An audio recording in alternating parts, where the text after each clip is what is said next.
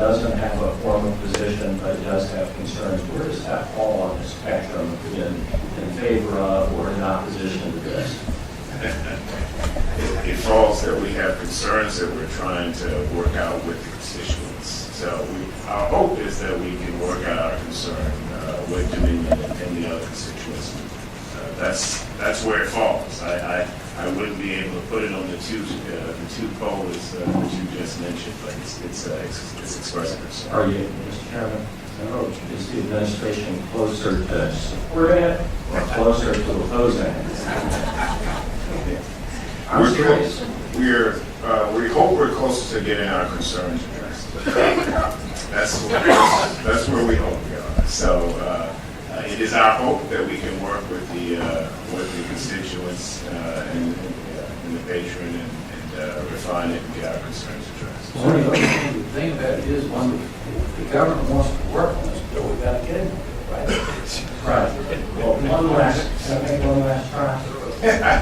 One last try is, does Senator Wagner's substitute address your concerns? So are you for or against the substitute that we're voting on today? We have the same concerns with the substitute that we had with the original bill. So you don't support it? We have concerns. I don't know how I don't know how many times to say it, but we have concerns and we want to work with the senator. You want to join me? Thank you. Thank you, Secretary. Mr. Chairman, and I appreciate the indulgence of the committee, I believe the Harlan would like to weigh in on behalf of the judges. Sure. Oh, Afternoon, Mr. Chairman and members of the committee. Speaking on behalf of the State Corporation Commission, the Commission doesn't have a policy position on the bill, but the bill is a very complex piece of legislation, and it comes out of a very complex Re-regulation Act from 2007. And so there have been a lot of discussion this afternoon about the State Corporation Commission can do this or can't do that. And I thought it might be helpful, first of all, to talk about this question of impairments and what the Commission can or cannot do with respect to that. Susan Morrison, who is the head of our accounting division, can speak to that.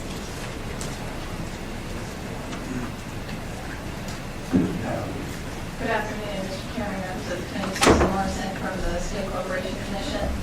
And for the accounting, if Dominion were to have to take an impairment of the coal facilities, there is an accounting standard codification. It's the General Accepted Accounting Principle, and it's number 980, as Mr. Browder mentioned.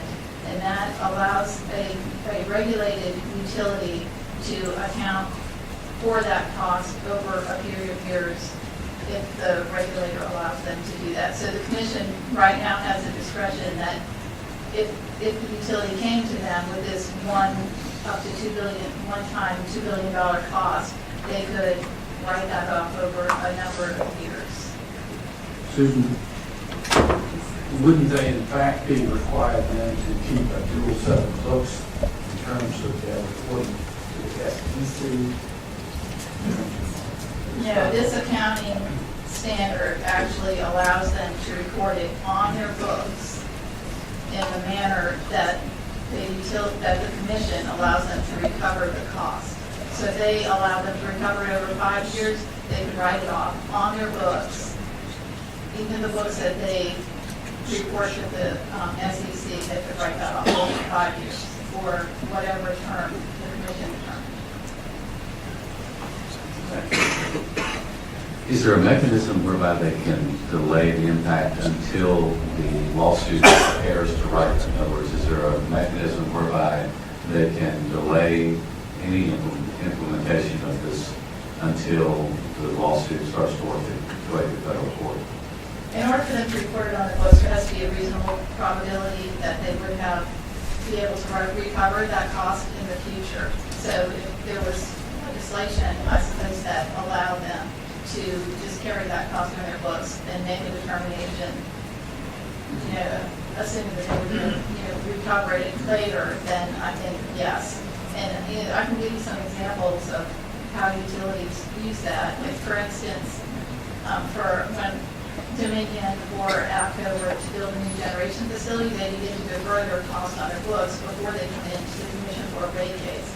And they relied on this accounting standard to keep those costs on their books deferred rather than charging them off in the time period that they were incurred. And another example would be a lot of gas utilities have a lot of environmental costs for cleanup. And you have several utilities that, when they have a large cost that they were incurring in a short period of time, the commission allowed them to record their it's called a regulatory asset. So they record the regulatory asset on their books, and they collect those costs from ratepayers over up to, say, 10 years, and they can actually report it on their books in accordance with the commission's decision. Anybody on the committee members have any further questions of Harlan, Ms. Washington, from the FCC? Chairman, I guess to Harlan or to front one, my concern here is that AEP is going to add it to the bill. And so is there a forecast that the State Corporation Commission has already run in regards to over-earnings during the period of time that this bill would set a freeze in the base rates that is already calculable? Yes, that was mentioned earlier. Also, in APCO's biennial review filing last year, the company actually did a projection of costs and expenses, and they were projecting that they would over-earn by approximately $41 million. And the commission, when it issued its final order, it didn't actually calculate a number, but staff has gone through the order to try to determine that number, and if we look at the commission's decision, the number, they reduced the return on equity and they made some accounting adjustments, and I believe the number would be substantially higher than the $41 million. I don't have the exact number, but I'm thinking it's probably at least double that. I can calculate that number and get it for you if you like. Mr. Chair, Senator Morrison. just to clarify, you were describing the process for accounting or potentially writing down impaired assets as part of the SEC policy as well as part of the generally accepted accounting principles. Did I have that right, Mr. Chair? Yes, sir. Do you all confirm with the company's auditors, do you confer with them relative to how this kind of reporting or writing should be considered? We will look at the company's books after their auditors have already completed their review. But, from reviews that we've done in the past, I know that the auditors have looked into things like that. And I know they're aware of this accounting standard. Mr. Chair, well, I'm sure they're aware of it. And so your review is after they and their auditors have made the accounting decisions? Yes. Oh, thank you. Senator Wagner, you've been at this for about an hour and 30 minutes. Yes, Mr. Chairman, I appreciate it. I would like to invite Mr. Weekly up one more time briefly to rebut some of the things that have been said earlier and close out. Thank you, Senator Wagner, Mr. Chairman. I think the one point that I'd like to hit the hardest on and come back is about the issue about the last case that we had about over-earnings. We did not over-earn. It's stated in there that we actually under-earned. And we under-earned for a number of reasons. We under-earned because we had two major storms. We under-earned because we had an earthquake. And we under-earned because we had to take straight cost issues associated with two plants, ironically, that we had to retire down in the Hampton Roads area. One is fully retired and the other is partially, due to federal rules that came out. It was interesting that we basically started the write-down process for those assets based on a bill or on a proposal that came forward with the previous Attorney General's office. So we stood right here a couple of years ago and dealt with that exact same thing. So when I hear people say you're over-earning, when in essence we're not, there's a little of an issue with that. I can say I'm 6'5" and have a full head of hair, but I'm 6 foot and have no hair. So I mean, you can say the what ifs kind of all day long. That has been the benefit from what Senator Wagner and others have said, is mitigate the risk associated with the Clean Power Plan. I agree with Mr. Petrini in the sense that go slow as we go forward here. That was exactly what 1349 is intended to do from the standpoint of, I will tell you, and it's probably not surprising to you, we have a large group of folks out there who believe that the proper thing to do is retire those coal assets right now, strand the, whatever the mortgage is, deal with the 850 employees, and start the rebuilding process, which is billions and billions of dollars. We're not doing that. What we're trying to do is come up with a process here by which we can protect those plants so they continue to provide that low-cost power to all of our state's residents as this process works its way through the legal proceeding. And it will take years. So that has been our guidance all throughout this process. It's been do no harm as we work through this. Thank you, Mr. Chairman. So that's essentially why you've chosen at this point in time not to definitely write down the $2.1 billion. I tell you what, first of all, if I haven't made myself clearer in the 4 or 5 times that we testified on this, I apologize to everybody on the committee in the sense that we don't want to write these facilities down. We don't want to shut them down. I mean, we are going to fight like crazy to keep those facilities alive.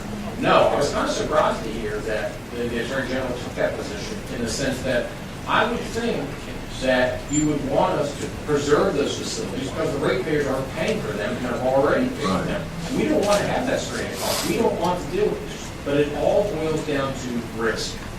That's why I'm always hesitant to speak for somebody else.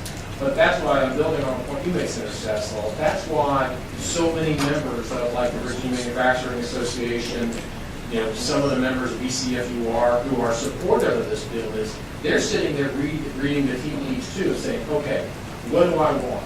Do I want the risk long-term of not knowing what's going to have out there? Or do I want that energy security and pricing for the next handful of years? It's important to decide what is the best or the ultimate path. Mr. Chairman, let me wrap up briefly by what I started with. Let's remember, first of all, that Dominion ratepayers has the lowest rates in the Mid-Atlantic region. They've gone up just 2% real dollars since 2008. What we're offering here is actually a reduction in the base rate of this particular bill. And we're offering a freeze on that rate for a 5-year period now. When you look at that, when you look at the implications, I believe, of what 111 DDR, the thing that I walk away with most importantly in this is that we're not going to do a thing to shut down any additional generating capabilities within this Commonwealth until we know exactly what it is we have to shut down. During that time frame, we're going to freeze and actually reduce the base rate for a 6-year period in this time frame. That's what the bill does, Mr. Chairman. I remove the report to the bill for that amendment nature subject. Second. Moved and second. I just want to comment to this. This is one of those pieces of legislation that, what enforcement plan or enforcement we wind up dealing with on an interim basis. I think the question that comes to my mind as a business person and a consumer is the uncertainty that we are faced with because of a regulatory scheme that has been projected that we're going to have to live with it. Now, I don't have a date with the ultimate goal of the EPA as to where we've got to get to.